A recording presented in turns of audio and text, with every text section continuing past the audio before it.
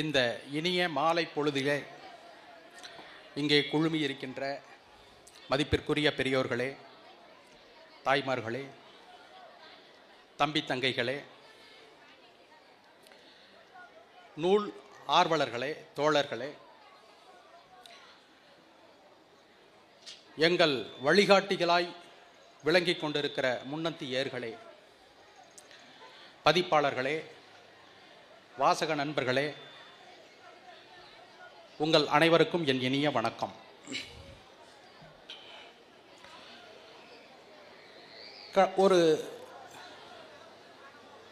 இதை போன்ற ஒரு மாலை பொழுதிலே கவிஞர் கந்தர்வன் அவர்கள் திருப்பூருக்கு வந்த பொழுது என்னுடைய கையை பற்றி அழைத்து சென்று தோழர்கள் ஈஸ்வரன் அவர்கள், மறைந்த பொன்னுசாமி அவர்கள் ஆகியோரிடம் அறிமுகப்படுத்தி, ஓர் இளைஞர் அருமையாக கவிதைகள் எழுதுகிறார், உங்கள் ஊரில் இருக்கிறார், அவர்களை காணுங்கள் என்று நட்பினை ஏற்படுத்தி தந்த தோழர் கந்தர்வனின் நினைவோடு இந்த மேடையை நான் தொடங்குவது சிறப்பாக இருக்கும். உங்களோடு எனக்குள்ள அறிமுகம் தோழர் கந்தர்வனால் ஏற்பட்டது.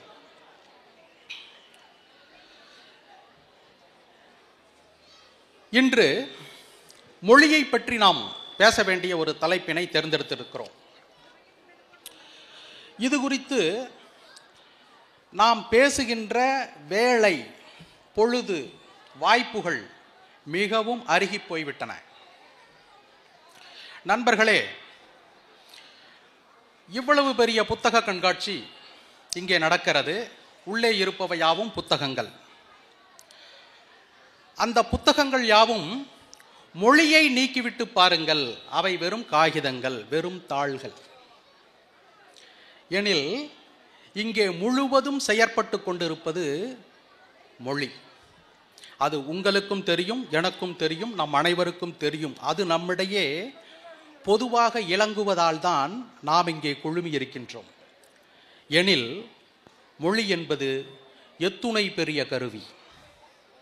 அதோ பாருங்கள், சிந்துவெளி நாகரிகம், அனைத்தும் மண் சுவடுகள், அனைத்தும் தொல் எச்சங்கள்.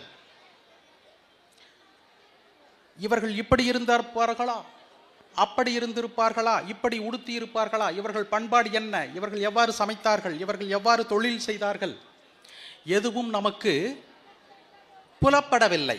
எல்லாம் ஒரு கணிப்புத்தான், எல்லாமே ஒரு வரையறை தான். அவர்களுடைய மொழி மட்டும் நமக்கு புலப்பட்டிருக்குமானால் அவர்களுடைய வாழ்க்கை நமக்கு தெள்ளத் தெளிவாக தெரிந்திருக்கும் இல்லையா? அங்கே தடைபட்டு நிற்பது எது? அவர்களுக்கும் நமக்குமான மொழி தொடர்பு படவில்லை. அது வெறுமனே காட்சி பொருளாக நிற்கின்றன. நம்முடைய பார்வை வெறுமனே வேடிக்கை பார்ப்பதாக அமைகிறது. நாம ஒன்றை நினைத்துக் கொள்கிறோம். எனில் இந்த மொழி, ஒவ்வொருவருக்கும் மொழி மனத்தில் எவ்வளவு செயல்படுகிறது, எண்ணங்களை எவ்வளவு இயக்குகிறது என்று நீங்கள் நினைத்து பார்த்துக் கொள்ளுங்கள். இங்கே அனைத்தும் மொழிதான் என்று நீங்கள் நினைத்து பார்க்கையில் வியப்படைவீர்கள். உங்களுடைய மொழிதான் உங்களை இயக்குகிறது. அதன் வழியேதான் பண்பாடு உள்ளே நுழைகிறது. அதனுடைய கண்ணீரும் அதனுடைய மகிழ்ச்சியும் உங்களை பற்றி பிடிக்கின்றன.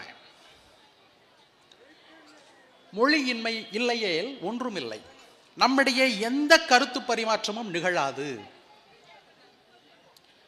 இல்லைங்க, என்னங்க பெரிய மொழி, அது வெறும் கம்யூனிகேஷன் தானுங்க, ஒரு தொடர்பு சாதனம். அதில் என்ன இருக்கு, எனக்கு தெரிஞ்சதை நான் பேசுகிறேன், உங்களுக்கு தெரிஞ்சதை நீங்கள் பேசுகிறீங்க, இவ்வளவு தானே என்பது ஒரு தொடக்க நிலை. ஆமாம், மொழி என்பது தொடர்பு கருவியும் தான். ஆனால் அதற்கும் மேலே அனைத்தும் ஆம். எப்படி? உங்களை மொழியால் கண்ணீர் வர வைக்க முடியும். உங்களை கடுமையாக ஏசுகிறார் ஒருவர், திட்டுகிறார், உங்கள் சினத்தை தூண்டுகிறார், சொற்களால் முடியும். உங்களை சாட்டையால் வெளுத்தால் கூட உங்கள் கண்ணீர் சிந்தாது, உங்கள் கண்களில் இருந்து கண்ணீர் வராது. ஆனால் ஒரு சுடுசொல் உங்களுடைய கண்ணீரை பெருக்கிவிடும். இதயத்தை பொசுக்குகின்ற ஒரு சுடுசொல் நம்மை உருக்கிவிடும். ஆனால் தீயால் சுடினும் நம்மிடம் கண்ணீர் வராது போகலாம். ஆனால் மொழியின் ஒரு சொல் நம்மை வீழ்த்திவிடும். இந்த உலகப் பொருள்கள் எதுவுமே நமக்கு மகிழ்ச்சி தராமல் போகலாம். ஒரு கொஞ்சல் மொழி, ஒரு செல்லம், ஒரு அன்புடை சொல் நம்முடைய இன்பத்தை பெருக்கி விடலாம். கண்ணே மணியே கட்டி கரும்பே என்று சொல்லும் பொழுது ஒருவருடைய உள்ளம் பொங்கக்கூடும், பெருகக்கூடும். எனில் மொழியானது உணர்ச்சிகளின் கருவியும் ஆம். அப்படியானால் பாருங்கள், இங்கே மிகவும் எளிமையாக கையாளப்படுவது இந்த மொழி. மிக மிக மேலோட்டமாக போகிற போக்கில் நமக்கு தெரிந்த மட்டத்தில் வைத்துக்கொண்டு ஒன்றை கையாள்கிறோம். பாருங்கள், இது தோன்றி பல 10,000 ஆண்டுகளுக்கு முன்பே இதன் தொடக்கச் சொல் தோன்றி இன்று நம் கையில் வந்து நிற்கிறது என்றால் இது எத்தனை தலைமுறையை தாண்டி வந்திருக்கும்? நீங்கள் பயன்படுத்துகிற ஒரு சொல் உறுதியாக 1000 தலைமுறைகளுக்கு முந்திய ஒரு மூதாட்டியின் வாயில் புழங்கிய ஒரு சொல். நான் கேட்பேன் எல்லா கூட்டத்திலும், உங்கள் வீட்டில் உங்களிடம் இருக்கிற மிகவும் மிகவும் பழமையான தொன்மையான ஒன்று எது? சிலர் சொல்லுவாங்க, ஏதாச்சும் ஒரு வீட்டு உபயோக பொருள், ஏதாவது ஒரு பாத்திரம், இவ்வாறு சொல்லக்கூடும். அவை அனைத்திலும் மிக மிக பழையது உங்களுடைய மொழி. உங்களிடம் உள்ள மிக மிக தொன்மையான ஒரு பொருள் உங்களுடைய மொழி. யோசிச்சு பாருங்க, எவ்வளவு பழையது. அப்பாடா ரொம்ப பழசு, அதனால உடஞ்சு போகட்டும் அப்படின்னு விட்டுறலாமா? எப்படியோ போகட்டும். பாருங்க, உங்களுடைய 100 ஆண்டுகளுக்கு முந்திய தலைமுறையின் ஒரு செல்வம் உங்கள் கைக்கு இல்லாமல் போயிருக்கலாம். அது உங்களுடைய குருதியின் எழுத்துக்களாக படிவங்களாகத்தான் இருக்கக்கூடும். ஆனால் ஒன்று நேரடியாக உங்கள் கைக்கு கிடைச்சதுன்னா அது மொழி தான். ஒவ்வொருவருக்கும் அவரவருடைய மொழி. நமக்கு அது தமிழ். பாருங்க, ஒரு 100 ஆண்டு தலைமுறையினுடைய மூதாதையினுடைய ஒன்று உங்கள் கையில் கிடைத்திருக்கிறது. அதனை எவ்வளவு பாதுகாப்பாக, பத்திரமாக, நன்றாக மேலும் செம்மைப்படுத்தி சிறிதும் அதற்கு சேதாரமின்றி பயன்படுத்த வேண்டும். நாம் அப்படியா பயன்படுத்தி கொண்டிருக்கிறோம் என்று உங்களையே கேட்டுக்கொள்ளுங்கள். இந்த மொழியை, இது மாபெரும் சொத்து, இதுதான் உணர்ச்சி கருவி, இதுதான் பண்பாடு, இதுதான் இலக்கியம், இதுதான் நம் கலை என்று உணர்ந்தவர்கள் இதனை குறித்து ஆராய்ந்தார்கள். எல்லாரும் பேசுகிறோம், பேச்சு ஒரு சொல், அதற்கு ஒரு பொருள், இப்படி பெருங்கூட்டத்தாரிடையே பழகிய பிறகு அதற்கு ஒரு வரையறை காண்கிறார்கள். எண்ணி பாருங்க, இது இப்படி இருந்தால் தான் தொடர்ந்து நீடிக்க முடியும், நிலைக்க முடியும் அப்படிங்கிறது எல்லா இயல்களுக்கும் உண்டு. இந்த கூடம் இருக்கிறது என்றால் இதில் அனைத்தும் செங்குத்தாக நிற்க வேண்டும், அனைத்தும் படுகடையாக அமைக்க வேண்டும். இதுதான் கட்டுமானம் இல்லைங்களா? இல்லை கொஞ்சோண்டு இது கோணையா இந்த தூண் போக அது அப்படியே கொஞ்சம் சரிவாக இறங்க அங்கொன்று இங்கொன்று நிலைத்தால் நிற்குமா? எனில் நிற்க வேண்டியவை அனைத்தும் செங்குத்தாக நிற்க வேண்டும், கிடக்க வேண்டியவை அனைத்தும் படுகிடையாக இருக்கணும். அப்பதான் ஒரு கட்டடம் நிற்கும், ஒரு கூரை நிற்கும். எல்லாமே எண்ணி பாருங்க, ஒரு வானூர்தி போகிறது, எத்தனை ஒழுக்கங்கள் அவற்றுக்குள், எத்தனை விதிகள், எத்தனை துல்லியங்கள் அதற்குள் அடக்கம். இங்கே ஒரு மகிழுந்து இருக்கிறது, அதற்குள் எத்தனை ஆராய்ச்சிகள், எத்தனை அளவீடுகள், எத்தனை செப்பங்கள் அதற்குள் உண்டு. ஏனில் மொழி மட்டும் என்ன ஏனோதானோ பொருளா? அதற்குள் எவ்வளவு நுண்மைகள் இருக்கக்கூடும். உங்கள் மனத்தின் கருவி, மனத்தின் இயக்கு விசை அது. அது எவ்வாறு இயங்குகிறது, அது எவ்வாறு ஒரு சொல்லாகிறது, ஒரு சொல்லை சொல்லும் பொழுது அடுத்த சொல்லோடு அது எவ்வாறு சேர்கிறது, எவ்வளவு நீளமாக ஒரு சொல் இருக்க முடியும், எவ்வளவு குறைவாக ஒரு சொல் இருக்க முடியும், எவ்வாறு உணர்த்தலாம், நம்முடைய வாய்ச்செயலோடு இந்த ஒலிப்புகள் எவ்வாறு தொடர்பு படுகின்றன, இவற்றையெல்லாம் ஆராய்ந்து ஆராய்ந்து சொல்லி வச்சுட்டு போயிருக்காங்க. அதைத்தான் இலக்கணம்னு சொல்றோம். பாருங்க, மொழி ரெண்டு பிரிவுடையது. பயன்பாட்டில் அது பேச்சு, எழுத்து. நடைமுறையில் அது இலக்கணம், இலக்கியம். பாருங்க, இலக்கியம் குறித்து பேசுவதற்கு இன்று தமிழ்நாட்டில் பல்லாயிரக்கணக்கினர் இருக்கிறார்கள்.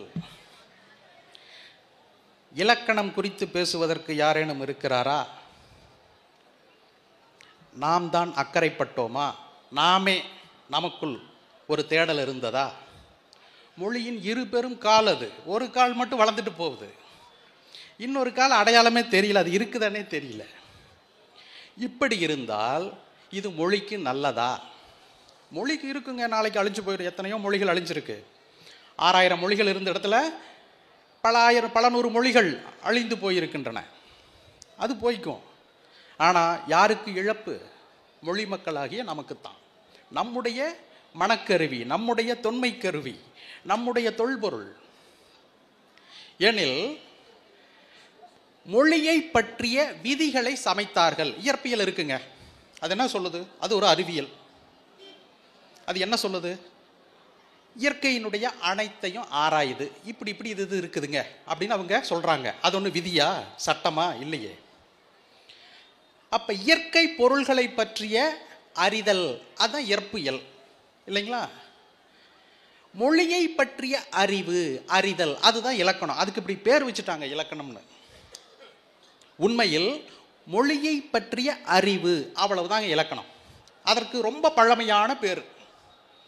அதனால் இலக்கணம் என்றதும் ஒரு வேப்பங்காய், ஒரு கசப்பு என்று நாம் நினைத்துக் கொள்கிறோம். இல்லை, உங்களுக்கு மொழி தெரியும் என்றால் உங்களுக்கு இலக்கணமும் தெரியும். இலக்கணம் தெரிந்ததால் தான் மொழியை பேசிக் கொண்டிருக்கிறீர்கள், இல்லாட்டி பேச முடியாது. மொழி எப்படி இயங்க வேண்டுமோ, அதன் விதிகள் என்னென்ன சொல்கின்றனவோ அந்த வழியே தான் நம்ம பேசிக்கிட்டு இருக்கிறோம். அதற்குள்ளதான் எழுதிக்கிட்டு இருக்கிறோம். என்ன, கொஞ்சம் போற போக்கில் எழுதிடுறோம், கொஞ்சம் மேம்போக்க எழுதிடுறோம். பேச்சில் எல்லா தவறுகளும் நடக்கலாம், ஆனால் எழுத்தில் தவறுகள் நடக்கக்கூடாது. எழுத்து மொழியினுடைய செம்மை வடிவம், பேச்சு மொழியினுடைய பயன்பாட்டு வடிவம். நீங்கள் ஆள் இல்லாத ஒரு மைதானத்தில் வண்டியை எப்படி வேணாலும் செலுத்தலாம், சாலையில் முறையாகத்தான் செலுத்தணும் இல்லையா? அதை போல பேச்சில் மொழியை நீங்கள் எப்படி வேண்டுமானாலும் பயன்படுத்தி கொள்ளலாம். மொழி அதற்கு இசைகிறது, அவ்வாறு தான் பயன்படுத்தி பயன்படுத்தி இதை கொண்டு வா என்றே சொல்கிறது. ஆனால் எழுத்தில் செம்மையை நோக்கி நகருங்கள், திருத்தமான வடிவத்தில் நிலைத்து நில்லுங்கள் என்று சொல்கிறது. இதுதாங்க இலக்கணம், வேற ஒன்றும் இல்லை. இலக்கணத்தில் இருக்கின்ற கலைச்சொற்கள் குறித்தெல்லாம் நீங்கள் அஞ்ச வேண்டாம், அவை எல்லாம் உங்களுக்கு தெரியும். அதுக்கு ஒரு பேர் வச்சிருக்கிறான். அறிவியலில் ஒவ்வொரு இயலுக்கும் ஒரு பெயர் வைத்ததை போல மொழியில் ஒவ்வொன்றுக்கும் ஒரு பேர் வச்சிருக்கிறான். உயிர் எழுத்து என்று பேர் வச்சிருக்கிறான். எதுக்குங்க உயிர் எழுத்துன்னு பேர் வைக்கணும்? உயிர் எழுத்தைத்தான் நீங்க சொல்ல தொடங்கினா நிறுத்தவே முடியாது. உயிரை நிறுத்த முடியுமா? இல்லைங்க. இப்ப நின்றுட்டு நாளைக்கு வந்துக்கிறான்னு உயிர் வருமா? வராது. அது தொடர்ந்து இயங்க வேண்டும் என்று சொன்னால் சொல்லிக்கொண்டே இருக்கலாம். இல்லைங்க, ஒரு மாத்திரை போதும், இன்னொரு ஒலிக்கு 2 மாத்திரை வச்சுக்கலாம். அப்ப உயிர் எழுத்து என்பது தொடர்ந்து ஒலிப்பில் இயங்குவது. மெய்யெழுத்து என்பது இயங்காது, அப்படி நின்றும். அவ்வளவுதான், நீங்க தொடர்ந்து சொல்ல முடியாது மெய்யெழுத்தை. அப்ப பேர் ஒரு உருவகமா வச்சிருக்காங்க, வேற ஒன்றும் இல்லை. இலக்கணத்துல பெயர்களை உருவகமா வச்சிருக்கிறாங்க. நாம் என்ன பண்றோம்? மொழிங்கிறது பேச்சு, ஒலிப்பு. நாம் என்ன பண்றோம்? ஆங்கிறது இந்த வாயிலிருந்து வருது பார்த்தீங்களா, ஆங்கிற ஒளி, அதுதான் மொழி. ஆ என்பது என்ன தெரியுமா? அதா அப்படின்னு போர்டில் காட்டுறோம், கரும்பலகையில் ஆ எழுதி, இதுதான் ஆ அப்படிங்கிறோம். அது ஆ இல்லை, இதுதான் ஆ. வாய்ச்சொல் தான் ஆ. இந்த ஒளியை பற்றிய அறிவு, அவ்வளவுதாங்க எல்லாமே. மொழியினுடைய இலக்கணம் முழுக்கவே மொழியை ஒலிக்கின்ற ஒலியை பற்றிய அறிவு, அவ்வளவுதான். அதை பற்றிய விளக்கம். இப்போ பேச்சு தமிழ் இருக்கு, நாம் பயன்படுத்துகிறோம். நம்ம ஊரில் நாம் தவறாக பொருத்தமின்றி பயன்படுத்தி கொண்டு இருக்கிறோமா அப்படின்னு பாருங்க. இப்போ நம்ம ஊரில் சொல்கிறோம், என்ற பையன், என்ற வண்டி, உன்ற வீடு இப்படின்னு சொல்கிறோம். இப்போ பாருங்க, என்ற, உன்ற இதெல்லாம் வந்து கோவை வழக்கு. இது திருத்தமான செந்தமிழ் வழக்கு. என்றன் வீடு, உன்றன் பேச்சு, உன்றன் வண்டி, என்றன் கருத்து. என்றன்கிறது பாருங்க எவ்வளவு பெரிய திருத்தமான சொல்லு. சினிமா பாட்டில் கூட எந்தன் உந்தன்ட்டு கிடப்பாங்க. ஆனால் கோவை வழக்கில் திருத்தமான செந்தமிழ் சொல்ல பயன்படுத்திக்கிட்டு இருக்கிறோம். என்ற உன்றங்கிறது அது ஒன்றும் கொச்சை வழக்கு இல்லை. உங்களுக்கு இலக்கணம் தெரிய போய் இந்த மக்களுக்கு இங்கே பிடிச்சி நிற்கிறாங்க. என்ற என் தன் என்றன் அப்படின்னு ஆகும். அதைத்தான் பயன்படுத்தணும் அப்படின்னு மக்கள் பேச்சு வழக்கில் இலக்கணம் இருக்குது. மக்கள் முறையாக பயன்படுத்திக்கிட்டு இருக்கிறாங்க. ஆனால் எழுதும் போது எவ்வளவோ பிழைகளை செய்கிறோம் நாம். அப்போ பேச்சு பாருங்க திருத்தமாக இருக்குது. சில இலக்கணத்தில் ஒரு குறிப்பு இருக்கும். தன்வினை பிறவினை. ஒன்று நீங்களே செய்கிறது தன்வினை, இன்னொருத்தர் செய்ய வைக்கிறது பிறவினை. அந்த அதே செயல் தான், ஒரே சொல்லு தான். ஒரு சின்ன அது கொஞ்சம் முறுக்கி விட்டு அது பிறவினை ஆகிடும், கொஞ்சம் அடக்கி விட்டு அது தன்வினை ஆகிடும். உதாரணமாக கற்றேன், கற்பித்தேன். பயின்றேன், பயிற்றுவித்தேன். இல்லைங்களா? பயின்றேன்னா நானே செய்கிறது, பயிற்றுவித்தேன்னா நான் இன்னொருத்தருக்கு பயிற்சி கொடுத்தேன். நான் கற்றேன், நான் இன்னொருவருக்கு கற்பித்தேன். நம்ம வழக்கில்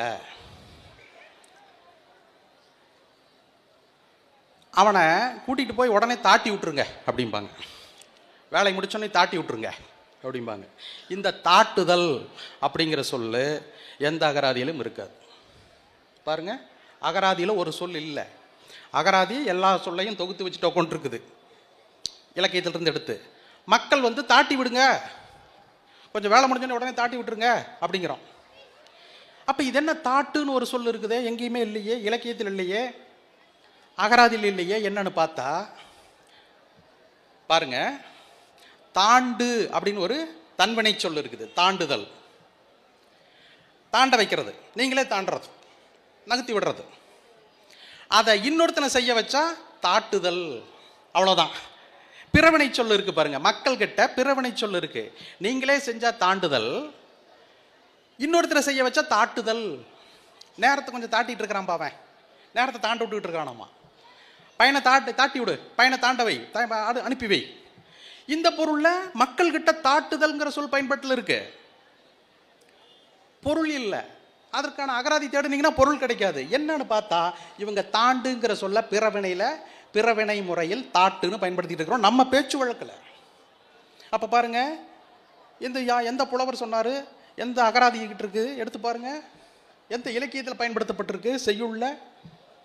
அப்ப மக்களே ஒரு பிறவினை சொல்லை ஆள்கிறார்கள். அது இன்னும் அரங்கேறல. அந்த சொல்லு எவ்வாறு பயன்படுத்திக் கொள்றோம் பாருங்க. இப்போ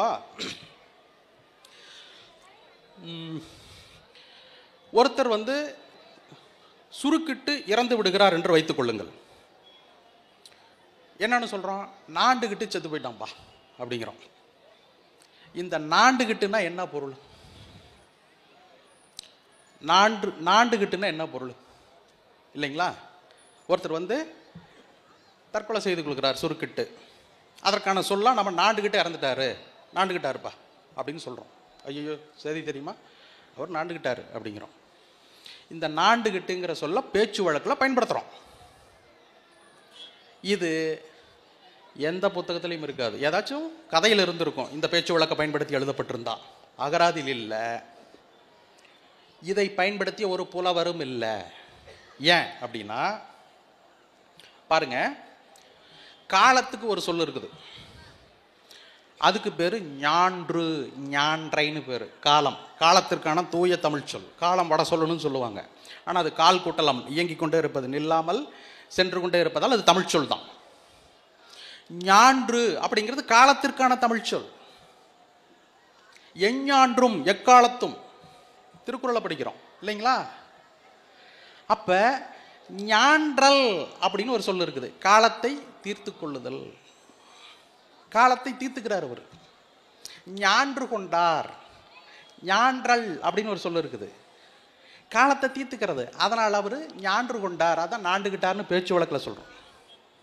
பாருங்க, ஞான்று கொள்ளுதல்ங்கிற ஒரு சொல் ஒரு பேச்சு வழக்கில் எவ்வளவு செவ்வையான வடிவத்தில் விகாரப்பட்டு நம்மகிட்ட பயன்படுத்திக்கிட்டு இருக்கிறோம்.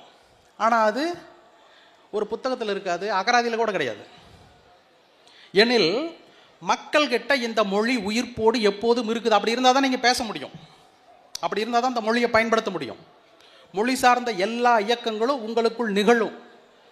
அது அதனுடைய இயற்கையோடு உங்களுக்குள் வந்து அமர்ந்த பிறகுதான் மொழியை நீங்கள் நன்கு பயன்படுத்த முடியும். அவ்வாறு தான் பயன்படுத்திக்கிட்டு இருக்கிறீங்க. மொழியினுடைய எண்ணற்ற இயல்கள் நம்மிடையே பொதிந்திருக்கின்றன. அவற்றை கொஞ்சம் தோண்டி எடுப்போம் இல்லைங்களா? தப்பும் தவறுமா பிழையுமா எழுதாமல். இதற்கு என்ன சொல்லு? இதற்கு ரெண்டாவது சொல் என்ன நமக்கு தெரியாது. பாருங்க, நிறைய பேருக்கு ரெண்டாவது சொல்ல தெரியாது. தமிழில் ஒரு பொருளுக்கு பல சொற்கள். கடல் அப்படின்னு சொன்னீங்கன்னா அதுக்கு ஆழின்னு இன்னொரு சொல் இருக்கு இல்லைங்களா? எண்ணற்ற சொற்கள் இருக்கு. உலகம் அப்படின்னு சொன்னீங்கன்னா அதுக்கு பார் அப்படின்னு ஒரு சொல் இருக்கு. அதுக்கு ஞாலம்னு ஒரு சொல் இருக்கு. ஞா. இந்த ஞா வந்து தமிழின் மிகச்சிறந்த சொற்களினுடைய முன்னெழுத்துங்க, முதல் எழுத்து ஞா. ஞாலம் அப்படின்னா உலகம். ஞாலத்தின் மான பெரிது இல்லைங்களா? உலகத்தை விட மிகப்பெரிது. அப்ப ஞாலம்ங்கிற சொல்ல நம்ம பயன்படுத்தணும் உலகத்திற்கு மாற்றாக. இல்லைங்க, உலகம் வட சொல்லு. தமிழ்ல உலகத்திற்கு சொல்லு அரிதாகத்தான் இருக்கு. ஞாலம் இருக்கு. உலகமே தமிழ் சொல்லுதான். உல என்றால் வலைன்னு பொருள்.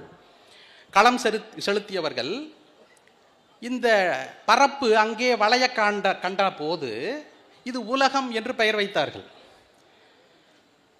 அப்ப பாருங்க, உலகம்னு ஒரு சொல் இருக்கு, ஞாலம்னு ஒரு சொல் இருக்கு. ஞான் அப்படிங்கிறது தான் நான் ஆயிடுச்சு. முதல்ல அது ஞான் தான். மலையாளத்தில் இன்னைக்கு அது ஞான் தான். எல்லா நகரமும் இந்த அடுத்த தன்னகரம் ஆயிடுச்சு. ஞான் அப்படிங்கிற சொல்லுதான் நான் ஆயிடுச்சு. அதுக்கு இதை போட்டாங்க. நிமிர் அப்படிங்கிற சொல்லுதான் நிமிர் ஆயிடுச்சு. நேயம் அப்படிங்கிற சொல்லுதான் நேயம் ஆயிடுச்சு. அது நேசம் ஆயிடுச்சு. நெகிழி அப்படிங்கிற சொல்லுதான் நெகிழி ஆயிடுச்சு. அப்ப பாருங்க, நகரத்தில் எண்ணற்ற சொற்கள் இருக்கு.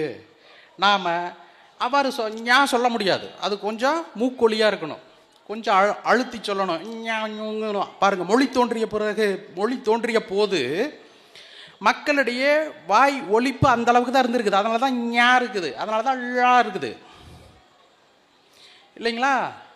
அவன் எல்லாம் பிற்காலத்தில் வெவ்வேறு சொற்களாக விகாரப்பட்டு நிற்கும் பொழுது நமக்கு அதன் தொன்மையான சொல் அரிதா தெரியுது. ஆனா பாருங்க, நமக்கு எல்லாம் தெரியுது.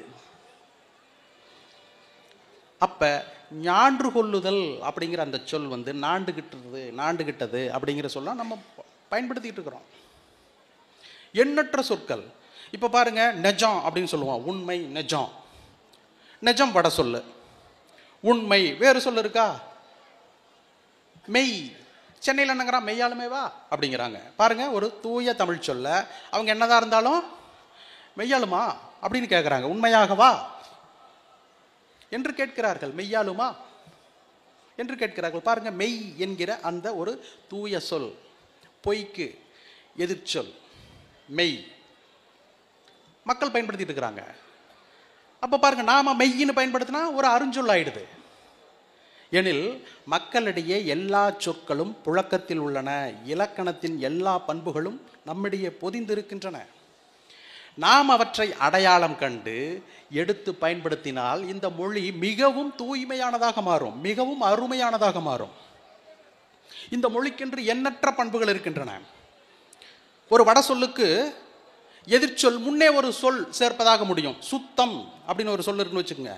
அது முன்னாடி ஆ போட்டீங்கன்னா அசுத்தம் ஆயிடும். இது வட சொல் சரிங்களா? சுத்தம் அசுத்தம், நியாயம் அநியாயம், இப்படி இருக்கும்.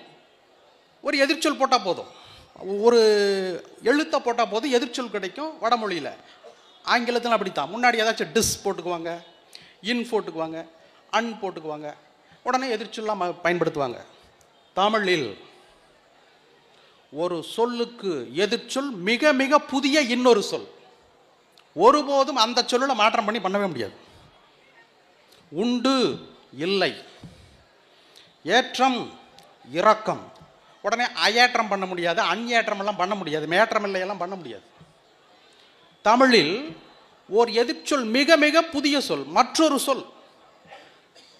எதை வேணாலும் இப்ப எண்ணி பாருங்க.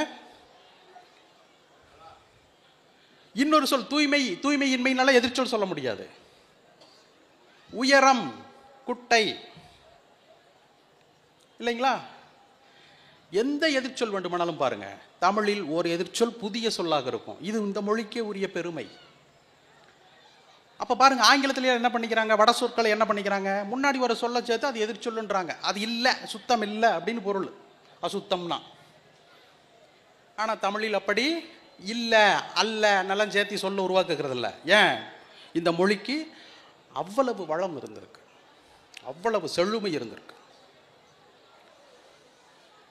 அப்ப இவ்வளவு ஒரு பெருமதி மிக்க நாம் இந்த மொழியை எவ்வளவு கூருணர்ச்சியோடு பயன்படுத்த வேண்டும், அதை கையாள வேண்டும் என்று நீங்க கருத வேண்டும். போற போக்கில் பண்ணிக்கிட்டு இருக்கிறோம், உண்மை அதுதாங்க. இன்றைக்கு தமிழ் சார்ந்து, இலக்கணம் சார்ந்து, இந்த மொழியினுடைய அனைத்து இயல்களையும் சார்ந்து செயல்பட்டு கொண்டிருப்பவர்கள் அருகி போயிருக்கிறார்கள், மாணவர்களே தவிக்கிறார்கள். ஆனால் நாம தான் மொழி மக்கள். நம்முடைய பல்லாயிரக்கணக்கான நூல்கள் ஆண்டுதோறும் தோன்றிக் கொண்டிருக்கின்றன. நம்முடைய அனைத்து செயலும் மொழி வழியாக நிகழ்ந்து கொண்டிருக்கின்றன. ஆனால் அந்த கருவியை நாம் எவ்வாறு பயன்படுத்தி கொண்டிருக்கிறோம் அப்படின்னு உங்களுக்கே தெரியும். கொஞ்சம் பொருட்படுத்தாமல் விட்டுருக்கிறோம். நன்கு எண்ணி பாருங்கள். இந்த மொழியை பற்றி பேசுவதற்கும் கேட்பதற்கும் பயில்வதற்கும் தொடர்ச்சியாக இதை மீட்டு சரி பண்ணி கொள்வதற்குமான ஒரு கடைசி காலத்தில் இருக்கிறோம் நாம். இல்லை என்றால் பிற மொழியினுடைய வட்டத்துக்குள் நாம் போய்விடுவோம். இப்போதே நாம் ஆங்கில சொற்களை கலந்து பேசுகிறோம். இந்த மொழிக்கு தன்னளவிலேயே தன்னை தூய்மைப்படுத்தி கொள்ளும் ஒரு இயல்பு இருப்பதால் தான் நீங்கள் ஆங்கில சொற்கள் பெயர் சொற்களாக மட்டும்தான் உள்ள வர முடியும். ஒரு வினைச்சொல் ஆங்கில சொல்லாக உள்ளே வர முடியாது. இந்த மொழியினுடைய தனிப்பட்ட பண்பு. எப்படி அப்படின்னா பாருங்க, குக், ரன், வாக், இது பெயர்ச்சொல் கிடையாது, தன்னளவிலேயே கட்டளை பொருள் தருகிற வினைச்சொல் இல்லைங்களா? Cook, please cook, go, run, walk இல்லைங்களா? டிரைவ், சேவ், இதுவே கட்டளை பொருள் தருகிற வினைச்சொல். போதும்ல தமிழில் சொல்றதுக்கு. குக் அப்படின்னு சொன்னால் நீங்கள் போய் சமைக்க வேண்டியதானே, ரன் அப்படின்னா ஓட வேண்டியதானே, வாக் அப்படின்னா நடக்க வேண்டியதானே. நாம் நடக்க மாட்டோம். அதை தமிழ் சொல்லா வினைச்சொல்லாத வச்சுக்க தமிழில் இடமில்லை. குக் என்பதை வினைச்சொல்லாக மொழியில் ஏற்க இயலாது. தமிழில் அதுக்கு சொல்லு. அப்போ என்னங்கிறோம், குக் பண்ணு, வாக் பண்ணு. அப்போ குக்குங்கிறது ஒரு சமையல் அப்படிங்கிற பெயர் சொல்ல வச்சுக்கோ. ஆனால் வினைச்சொல்ல தமிழில் சொல்லு. குக் பண்ணு, வாக் பண்ணு, ரன் பண்ணு, சேவ் பண்ணு, டிரைவ் பண்ணு, என்னவோ ஒன்று பண்ணு. ஆனால் முன்னாடி நீ எதை வேணாலும் வினைச்சொல்லாக கொண்டு வந்து என்ன வினைச்சொல்ல ஆக்க முடியாது. இந்த மொழியை பெயர் சொல்லோட நிறுத்திக்கோ. ஏன்னா பெயர் சொல்ல தூக்கி வீசிட்டு இந்த மொழி போயிட்டே இருக்கும். எண்ணி பாருங்க, ஒரு மொழி அகராதி எடுக்கிறீங்க, 8 கோடி மக்கள் இருக்கிறோம், தமிழ் மக்கள். நமக்கெல்லாம் தமிழ் பேரா? நமக்கெல்லாம் தமிழ் பேராங்க? அப்புறம் எப்படி இந்த மொழி வாழும்?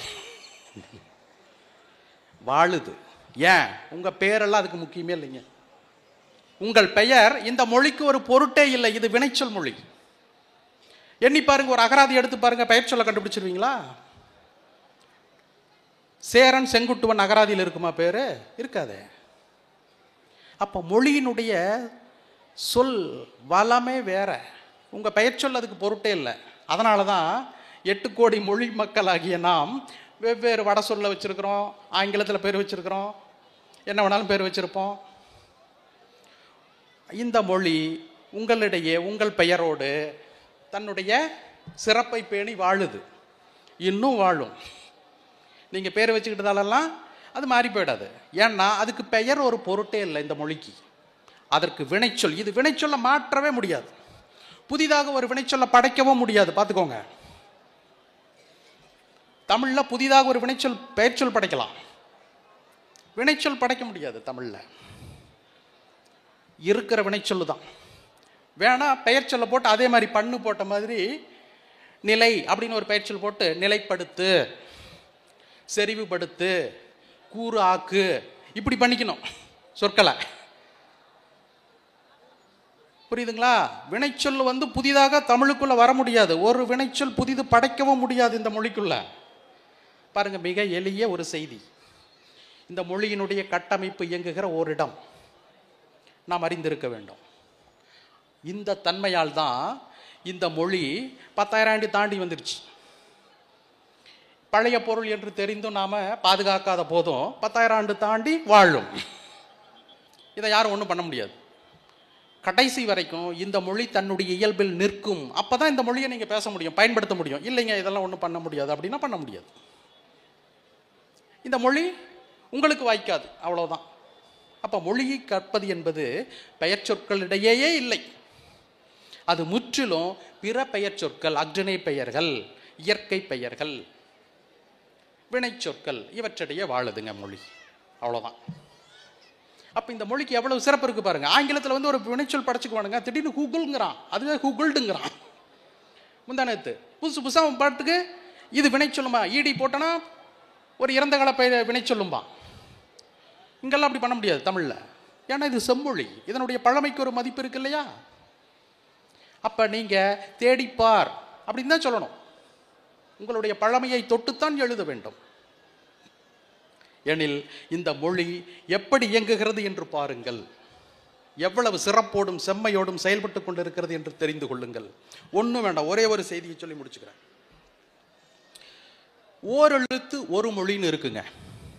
ஓரெழுத்து ஒரு மொழி, ஒரே எழுத்து தான், அதுக்கு ஒரு பொருள் இருக்கு, அது சொல்லா இருக்கு. ஓரெழுத்து ஒரு மொழி. 42 எழுத்துக்களை வந்து சொல்லாகவும் பயன்படும்னு நன்னூல் சொல்லுது. எல்லா நெடில் ஒரு 40 நெடில் எழுத்துகள் சொல்லாகவும் பயன்படும். 2 குறில் எழுத்துகள் சொல்லாக பயன்படும்.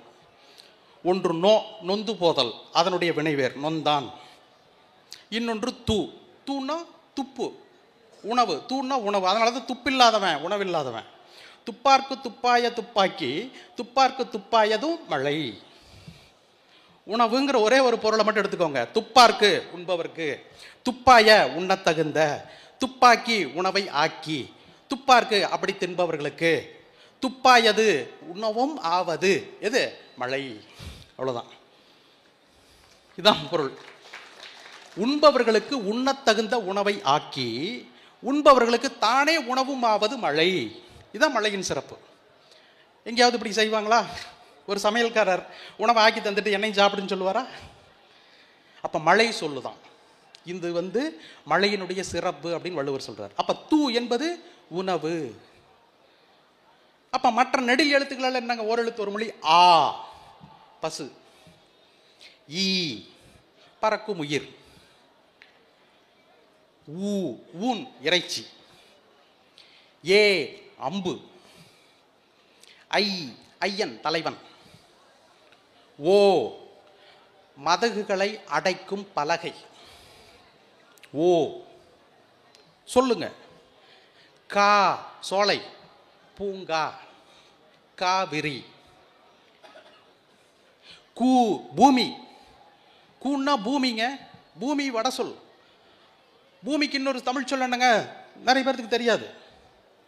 பூமி தானுங்க, பூமி தான், நிலம் அதெல்லாம் பொருந்தாது. பூமி புவி, கூ சொல்லு இருக்குதுங்க. அதனால தான் பூமியிலிருந்து விளைவது கூலம், மிகுந்தது கூர். ஒரே ஒரு சொல்லுதான், எல்லாவற்றுக்கும் அப்படியே விரியும். கோ அரசன், கை கை கையுறுப்பு, கைத்து போதல் உடல் உறுப்பு. கோ அரசன், அதனால கோவன் அரசன். அவன் ஒரு புதிய ஊரை உருவாக்குறான். அரசன் புதிய ஊரை உருவாக்குறான். புதிய ஊர் புத்தூர். கோவன் புத்தூர். கோவன் கோயில், கோவில் கோயில். கோவன் கோயன், கோயன் புத்தூர். இன்னுக்கு இம்மு போலியா வரும். கோயம் புத்தூர். கோயம் புத்தூர்னு எழுதணும். என்ன எழுதியிருக்கிறோம்? கோயமுத்தூர். எங்க கோயா வந்தார், எங்க முத்து வந்தார்? கோயம்புத்தூர். இது ஆங்கிலத்தில் கோயம்பட்டூர். பாருங்க மொழி எங்கெங்க காணாம போயிடுச்சு. அப்ப கோங்கிற சொல்ல மட்டும் நீங்க பிடிச்சீங்கன்னா எத்தனை விளக்கங்கள் கிடைக்கும் தெரியுங்களா ஓரெழுத்து ஒரு மொழியில? சா செத்து போதல், சி ஒளி, சே எருது. எருது வச்சிருந்த கிழார் தான் சேக்கிழார் இல்லைங்களா? சோ மதில், டா வராது, அடுத்து நா வராது, தா கொடு, தீ நெருப்பு, தூ வெண்மை, தே கடவுள். அதனால தான் தேவாரம். தை தை மாதம் தைத்தல், நா நாக்கு யாகாவாராயினும் நாகாக்க, நீ நீங்கள், நே நேயம் அன்பு, நை நைந்து போதல், நோ நோய் வருந்துதல், பா பாட்டு, பி கழிவு, பூ மலர், பை பே பேன்னா அச்சம். அதனால தான் பேய் தமிழ் சொல், பிசாசு வட சொல். பே பேன்னா அச்சம். பை பசுமைக்கான பண்பு தொகை சொல்லது பை. திருப்பூர்னுடைய உண்மையான பேரு திருப்பையூர், அழகுமலை குறவஞ்சியில் இருக்குது. திருப்பையூர் இருக்கு அழகுமலை குறவஞ்சியில்.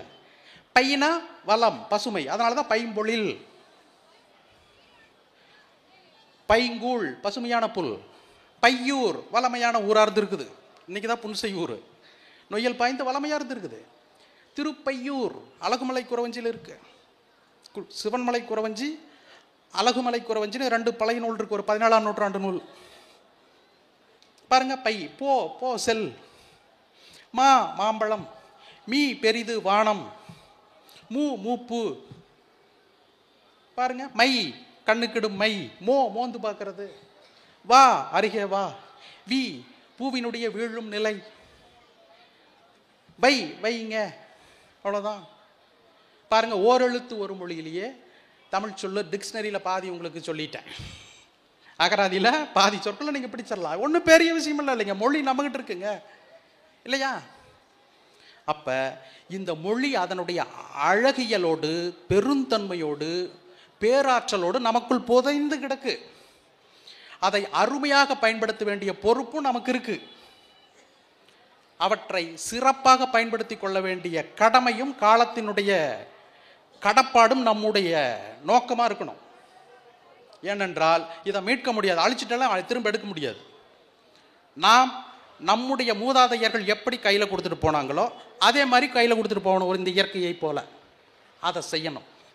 மொழியில் நாம் செய்வதற்குள்ள ஒரே கடமை இதுதான். நன்றி, வணக்கம்.